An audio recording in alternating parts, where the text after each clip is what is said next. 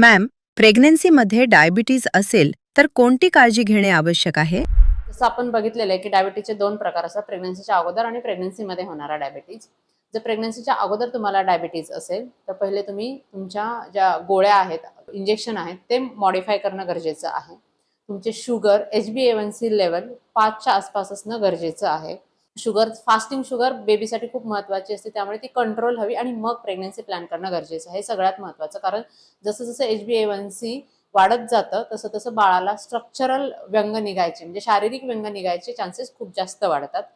आणि डायबिटीजमध्ये प्रेग्नन्सी राहणंही फार बऱ्याच वेळा चिंताजनक असू शकतं, त्यामुळे ती प्रेग्नन्सी त्यांच्यासाठी महत्त्वाची असते.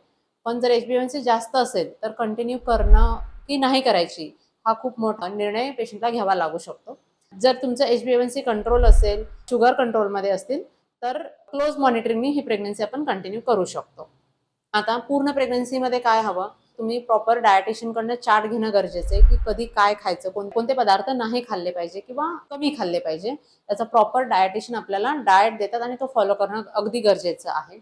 वेळच्या वेळी फास्टिंग आणि पोस्ट प्रँडियल लेवल्स मॉनिटर करणं गरजेचं आहे आणि त्यानुसार डोस ॲडजस्टमेंट करणं गरजेचं आहे, कारण बऱ्याच वेळा खूप टाईट कंट्रोल करणंही गरजेचं नसतं, कारण ते बेबीच्या ग्रोथला अफेक्ट करू शकतं. आता जर तुम्हाला प्रेग्नन्सीमधला डायबिटीज असेल की जो साधारणतः 20 आठवड्याच्या नंतर आपल्याला कळतं की अरे आईला शुगर आहे, त्या केसेसमध्ये पण तुम्ही गोड खाणं अगदी कमी केलेलं पाहिजे.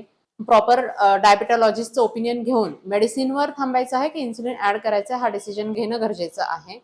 आणि सोबतच बाळाचं फिटल इकोकार्डिओ दोन्ही केसेसमध्ये, प्री असू दे किंवा जेस्टेशनल असू दे, दोन्ही केसेसमध्ये एनटी स्कॅन, अनॉमली स्कॅन आणि फिटल इको करणं खूप खूप गरजेचं आहे, कारण काही हार्ट डिफेक्ट हे थोडे उशिरा कळू शकतात. डायबिटीजमध्ये ते कॉमन असतात.